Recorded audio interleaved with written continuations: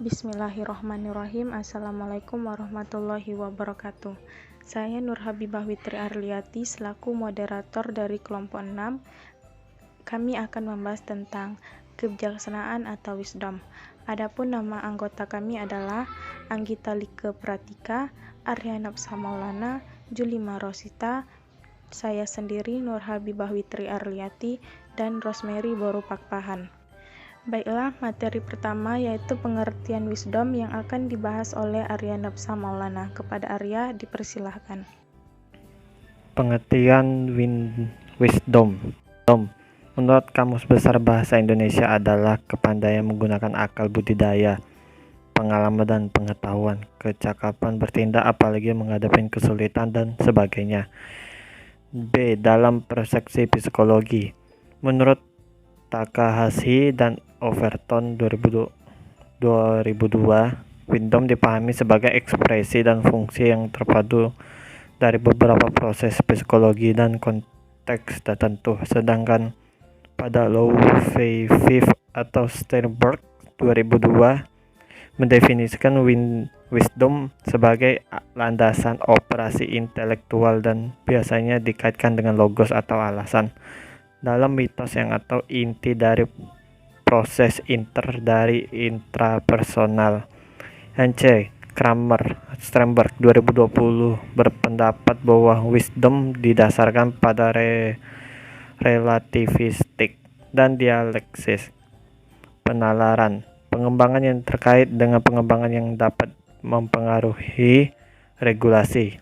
D. Sebagai kesimpulan, wisdom merupakan persepsi kognitif atau perkembangan yang telah terkait dalam proses pemikiran yang memungkinkan seseorang beradaptasi terhadap situasi kehidupan, terutama menghadapi kondisi yang tak terduga dan berbagai kondisi alam. Baiklah, saya Anggi Like Pratika akan melanjutkan tentang aspek-aspek wisdom menurut Adler. Yang pertama yaitu ada kognitif, yakni pemahaman tentang pemaknaan hidup dan keinginan untuk mengetahui kebenaran, yaitu untuk memahami arti dan makna. Yang kedua ada reflektif, yakni persepsi terhadap suatu fenomena dan kejadian-kejadian dari berbagai perspektif, serta menghindari penilaian subjektif.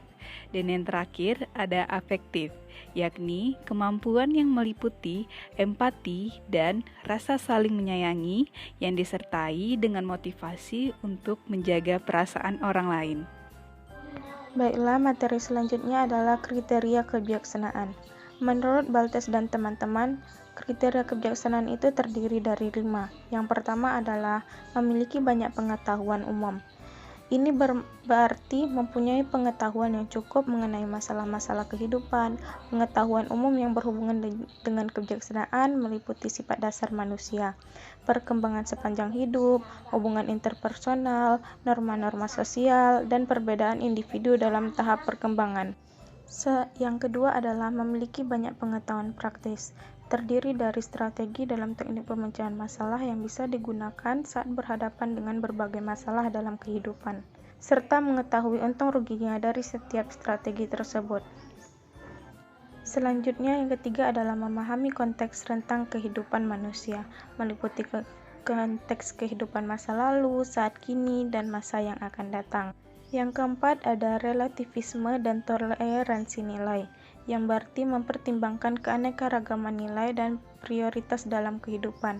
Kriteria ini meliputi pengakuan perbedaan nilai-nilai pada individu dan budaya, serta mampu menghormati perbedaan tersebut.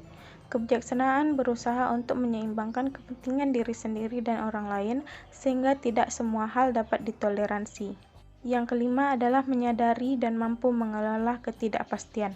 Maksudnya adalah dengan mempertimbangkan adanya ketidakpastian dalam kehidupan, meliputi pengetahuan tentang keterbatasan manusia dalam memproses informasi, serta kemungkinan rendahnya memprediksikan peristiwa dan konsekuensinya dalam kehidupan manusia.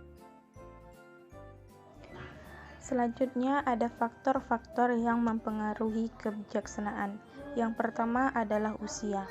Usia dipandang sebagai salah satu faktor yang mempengaruhi tingkat kebijaksanaan dengan asumsi bahwa seorang individu akan memiliki lebih banyak pengalaman hidup sehingga lebih memungkinkan untuk menjadi 18 lebih dewasa dibandingkan generasi yang lebih muda. Usia juga dinominasikan sebagai salah satu penentu faktor kebijaksanaan karena kebijaksanaan dianggap hanya akan muncul setelah kebangkitan spiritual di masa lansia. Yang kedua ada jenis kelamin. Jenis kelamin ternyata dipercaya mempengaruhi kebijaksanaan seseorang.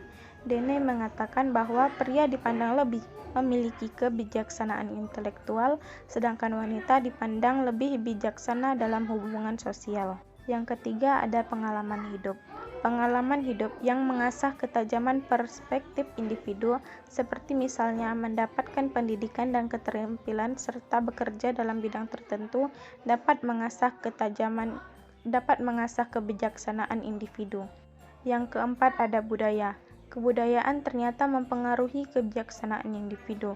Kebudayaan barat lebih memandang bijaksana secara intelektual yang banyak menitik beratkan pada perpaduan kemampuan kognitif, wawasan, serta reflektif pun belas kasihan terhadap orang lain, dan ketenangan. Kebudayaan timur lebih menitik beratkan pada kebijaksanaan secara spiritual. Selanjutnya ada kondisi eksternal. Kondisi eksternal individu juga mempengaruhi kebijaksanaan dalam kehidupan individu. Misalnya individu yang tinggal dalam lingkungan 20 sosial yang suportif selama masa dewasa akan berkaitan secara positif dengan kebijaksanaan pada 40 tahun mendatang. Selanjutnya adalah kepribadian. Kramer mengatakan bahwa kepribadian individu ternyata mempengaruhi kebijaksanaan. Individu yang memiliki kualitas kognitif, reflektif, dan emosional yang berkontribusi terhadap kebijaksanaan cenderung terpelajar, lebih sehat secara fisik, memiliki lebih banyak hubungan positif dengan orang lain, dan memiliki nilai yang lebih tinggi dalam berbagai teks kepribadian untuk dimensi keterbukaan terhadap pengalaman baru. Baiklah, materi selanjutnya akan dibahas oleh teman saya. Baiklah, saya Rosemary akan melanjutkan menjelaskan ciri-ciri orang yang bijaksana. Nah, ciri-ciri itu orang yang berbijaksana. Pada umumnya orang yang bijaksana mengenakan pakaian yang rapi karena menghargai dirinya sendiri. Nah, selanjutnya yang ciri-ciri berbijaksana itu, sebelum berkata orang yang bijaksana biasanya mau mendengarkan dan akan berpikir terlebih dahulu. Terus kebiasaannya dalam berpikir membuat rasa ingin tahunya semakin tinggi. Ciri-cirinya itu lagi pandai membaca keadaan sehingga mengetahui waktu yang tepat kapan harus berbicara dan kapan harus diam. Nah, selanjut ciri-cirinya tidak sembarangan menilai orang lain meskipun tidak sesuai dengan pendapatannya.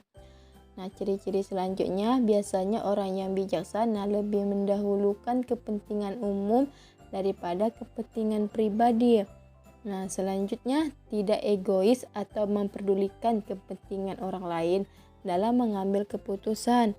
Terus selanjutnya rendah hati dan menghargai orang lain, tidak berlebih dalam bersendawan gurau, selalu berusaha menjadi perasa orang lain. Perkenalkan, nama saya Julima Rosita.